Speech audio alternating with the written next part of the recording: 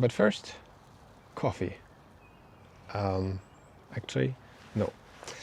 So I haven't had any caffeine since last June, and in today's video I just want to talk about why I did that and how it's making me feel better. And this is Walk With Me, so let's go and take a walk. So let's start at the beginning. And actually, so I'm in a fairly regular office job, and I haven't, or didn't really have any coffee while I was young. So when I first started my job, I naturally joined my colleagues and gradually started to have a coffee in the morning, a coffee after lunch, and kind of took it from there. But a few years later, that has left me, or where I was had a coffee in the morning, had one call, had the next coffee, and kind of went on like that. So what that led to was like 4 or 5 coffees before the workday was done, and if I had to do something in the evenings, then I would have a Red Bull or something just to get that caffeine back and working. And what I noticed was, around sometime this year, maybe last year, this time last year, I kind of noticed how whenever I had caffeine, it would just kind of leave me more tired, and my natural response would be, okay, maybe I didn't have enough caffeine, so let's just have more. And a little bit of research showed that actually there is such a thing as too much coffee. And so I thought, okay, why not give it a try and just stop. And the funny thing is, and I'll link some of that down below, is if you have a coffee habit like that, it's actually quite possible to even have some kind of withdrawal symptoms. So I wasn't aware of this because obviously coffee isn't really regulated, and if you don't get your coffee as you're used to it, that kind of leads to headaches. So the first week was really not so much fun, I would say, to withdraw from coffee. But what I found was that once that was over, more or less it was really okay, and I immediately started sleeping better. I found that I didn't need the coffee in the morning, and overall it's been just really, really smooth. But the one thing, and this is what I wanted to touch on here, is what I do miss is the ritual. And like I said at the beginning of the video, but first coffee. So a lot of YouTubers, a lot of people will just say, okay, let's go for a coffee. Even at work, people will say, let's have a quick break. And I have to say, there's something really satisfying about holding a nice cup of coffee in your hand.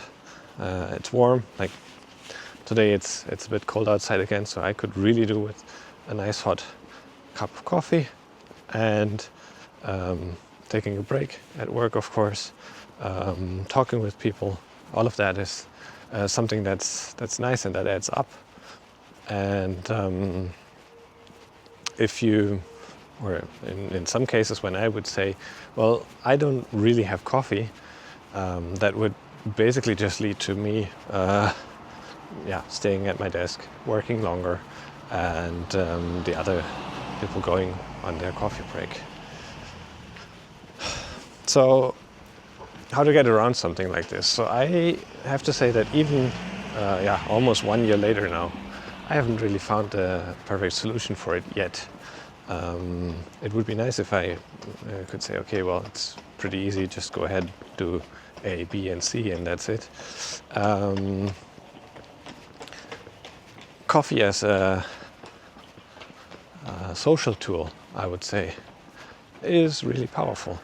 And I would say I do miss it. I also miss going to a coffee shop or a cafe, sitting down and having a coffee there. Maybe on a day like this, today would be very nice to go ahead and do something like that.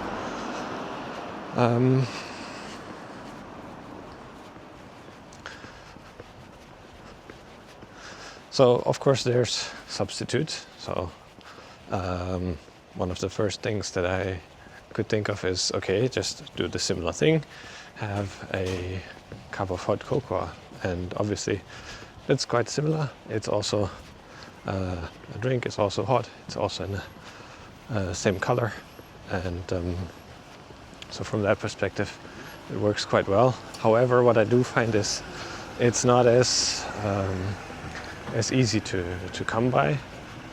Like for example in the office we have a coffee maker, but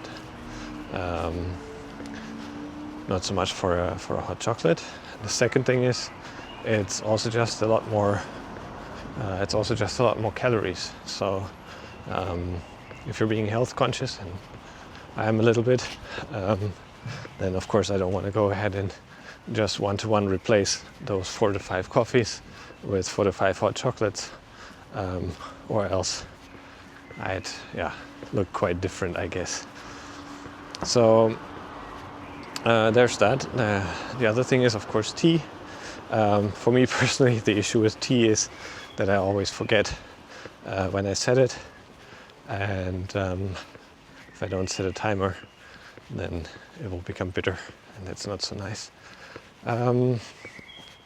So that's for those drinks. The other thing is, of course, if you or if I just want to go ahead and have this kind of ritual, then yeah, sure, why not say let's just have a break, for example. Go on a break with colleagues and just spend the time that I would otherwise use to make a coffee and drink a coffee and just talk. The issue that I find with that is it makes it a bit difficult to find a good time to stop. And like in this video, if I have a cup of coffee in my hand, it's easy to take a break, take a sip, think about what I want to say next, and then go ahead, continue talking. And without that, it's just not that natural, I would say. So of course, a glass of water, again, possible, but there's I guess what I want to say in overall is there's just a lot of rituals around coffee, and it's very ingrained in what everybody does, in how it fits into everybody's worlds. And so today, just having a bit of a walk around the city as usual. There's a lot of people outside actually. As you can see, it's quite sunny. It was super cold in the morning. It was -1 in the morning, but now it's gotten a bit better.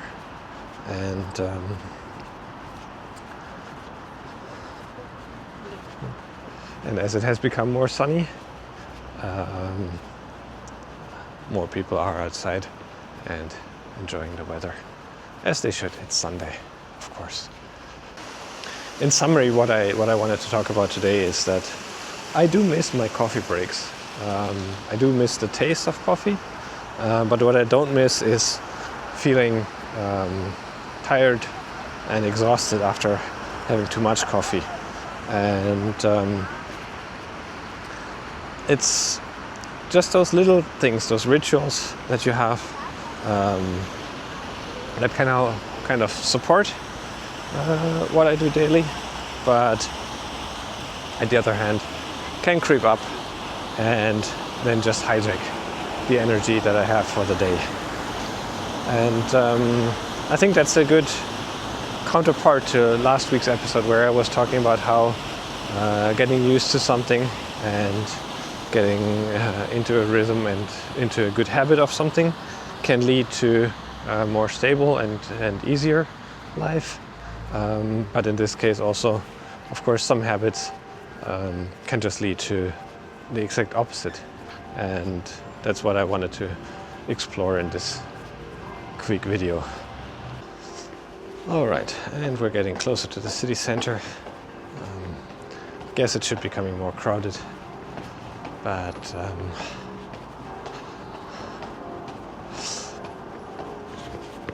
I think for today's thoughts on coffee and stopping with coffee, the difficulties that I had and that I still have, and how I would like to replace kind of the ritual is what I wanted to talk about. And maybe we just end it here. So I'll wish you all a nice rest of the day. I will see you in the next one, and bye.